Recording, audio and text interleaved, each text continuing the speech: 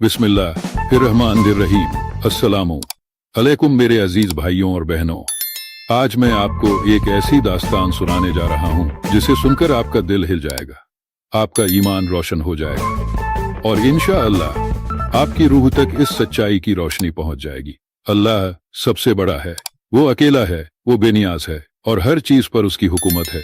इस वीडियो को जरा भी स्किप मत करना, क्योंकि आज जो बातें मैं आपके सामने रखने वाला हूँ वो आपकी सोच को बदल देंगे।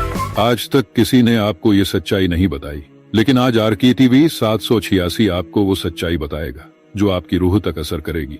आज हम बात करेंगे उस नूरानी सच की जो 1400 साल पहले उतरा था। आज की इस वीडियो में हम कुरान की सच्चाई को जानेंगे, उसकी हिफाजत के बारे में समझेंगे और ये भी देखेंगे कि जब कयामत आएगी तो इस कुरान का क्या होगा।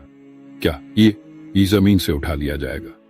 क्या इस दुनिया में कोई इसे भूल जाएगा? ये वो बातें हैं जो हर मुसलमान को जाननी चाहिए, लेकिन अफसोस बहुत से लोग इससे अनजान हैं।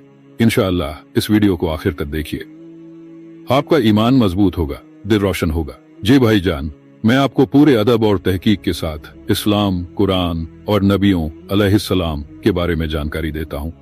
इस्लाम की असल हकीकत और इसकी शुरुआत। एक इस्लाम कब से है? इस्लाम कोई नया मजहब नहीं, बल्कि यह दुनिया की सबसे पहली और असली दीन हक, सच्चा धर्म है। इस्लाम की शुरुआत 1400 साल पहले नहीं, बल्कि उसी वक्त हो गई थी जब अल्लाह ने हजरत आदम अलैहिस्सलाम को बनाया था।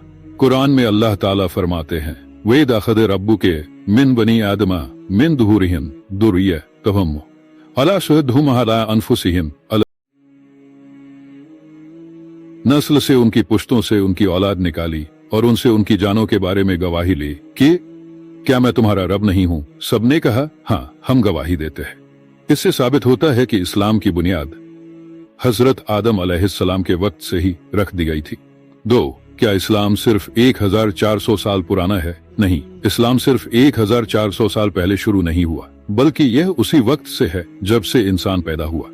इस्लाम का मतलब होता है अल्लाह की इताअत, आज्ञा का पालन और सिर्फ उसी की इबादत, पूजा। हर दौर में अल्लाह ने अपने पैगंबरों को भेजा ताकि लोग सही राह पर चलें।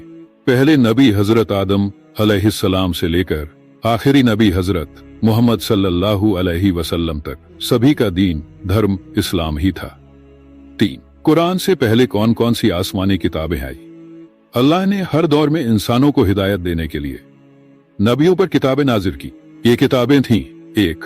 तौरात हजरत मूसा अलैहिस्सलाम पर 2, जबूर हजरत दाऊद अलैहिस्सलाम पर 3, इंजील हजरत ईसा अलैहिस्सलाम पर 4, कुरान हजरत मोहम्मद सल्लल्लाहु अलैहि वसल्लम पर।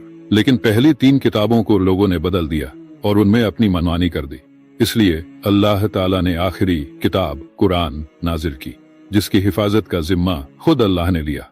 इन्ना नहनु नज़लना दिक्रा व इन्ना लहू लहाफिदून, सूरह अल-हिज्र 15:9। बेशक हमने ही इस जिक्र कुरान को नाजिल किया और हम ही इसकी हिफाजत करने वाले हैं। कुरान में अल्लाह ताला फरमाते हैं, मैं काना मुहम्मदुन अबा अहदिन मिन रिजालिकुम वलाकिन रसूलुल्लाहि व खातम अल-नबी, सूरह अल-अहज़ाब 33-40।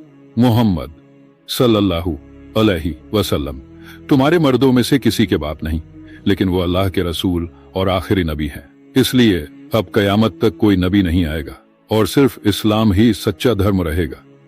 5. कितने नबी और रसूल आए? हदीसों और इस्लामी किताबों के मुताबिक अल्लाह ताला ने कुल 24 नबी भेजे हैं। इनमें से 313 रसूल थे जिन्हें नई शरीयत और किताब दी गई। पहले नबी हजरत आदम अलैहिस्सलाम थे और आखिरी नबी हजरत मोहम्मद सल्लल्लाहु अलैहि वसल्लम है। कुछ बड़े नबियों के नाम ये है: हजरत आदम अलैहिस्सलाम, सबसे पहले इंसान और पहले नबी हजरत नूह अलैहिस्सलाम, जिन्होंने कौम को बाढ़ तूफान से बचाया। हजरत इब्राहिम अल्लाह जिनका लकब खलीलुल्लाह दोस्त था। हजरत मूसा अलैहिस्सलाम, जिन पर तौरात नाजिल हुई। हजरत ईसा अलैहिस्सलाम, जिन पर इंजील नाजिल हुई। हजरत मोहम्मद सल्लल्लाहु अलैहि वसल्लम, आखिरी नबी और रहमतुल लिल आलमीन, पूरी दुनिया के लिए रहमत। क्या कुरान कयामत तक रहेगा? जी हाँ, कुरान कयामत तक रहेगा और इसमें कोई बदलाव नहीं होगा। कुरान में अल्लाह फरमाते हैं इन्ने हैदलामा अल कुरान यहदी लिलती हिया अक़वमो सूरह अल इसरा 17:9।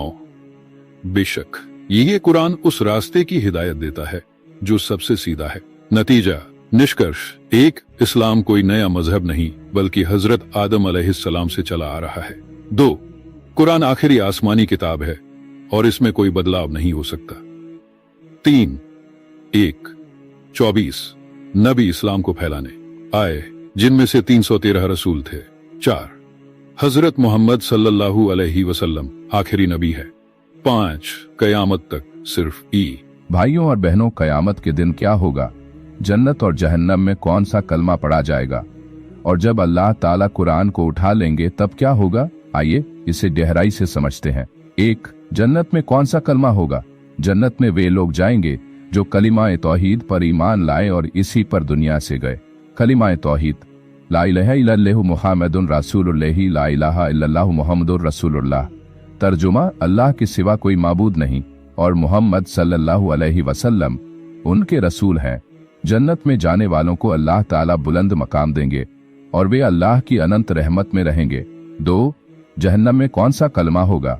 कुरान और हदीस में जहन्नम के लिए कोई अलग कलमा नहीं बताया गया, लेकिन जहन्नम में लोग अफसोस करेंगे और कुछ बातें कहेंगे।